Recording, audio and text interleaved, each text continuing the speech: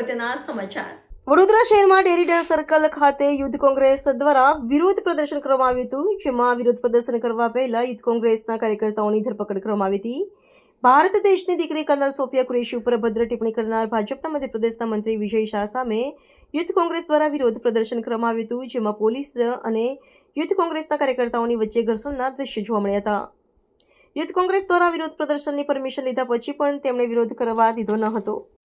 જ્યારે સોફિયા પર એવું કહેતો હોય કે એ આતંકવાદીઓની બેન છે, તો મને જણાવો કે આતંકવાદીઓનો કોઈ દેશ ને કોઈ ધર્મ નહીં હોતો, તો જ્યારે વડોદરાની દીકરીએ એર સ્ટ્રાઇક કરી હોય 9 જગ્યાઓ પર, તેવાને ભોપાલનો ભાજપનો લુખ્ખો એનો મંત્રી ભાજપની બેવડી નથી ખુલ્લી થાય છે,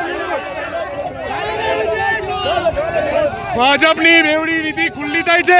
કાલે તિરંગા યાત્રા કાઢે છે અને આજે એમનો ભાજપનો લુખ્ખો મંત્રી વિજય શાહ, ભોપાલના મંત્રી સોફિયા કુરેશી જે દેશની દીકરી છે એના પર લાંછન લાવવાનું કામ કરે છે।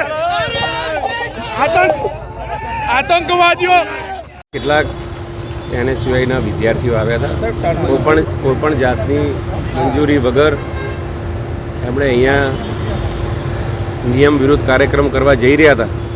તેમણે હાલ 5-6 જણાને અટકાયતમાં લીધા છે। અમને ચોક્કસ માહિતી મળી હતી કે ડેરી ડેન્સ સર્કલ પાસે NSUIના વિદ્યાર્થીઓ નિયમ વિરુદ્ધ અહીંયા એકત્રિત થઈ રહ્યા છે, જેથી અમે અહીંયા પહોંચ્યા ત્યારે આ લોકો અમને અહીંયા મળેલા અને જોરથી કાયદોની વ્યવસ્થા બગાડવાનો પ્રયત્ન કરી બૂમો પાડી રહ્યા હતા। જે અમે વધુ કંઈ વ્યવસ્થા બગડે નહીં એને ધ્યાનમાં રાખી હાલ થોડાક સમય પહેલાં જ એમને ડિટેન અટકાયતમાં લીધેલ છે।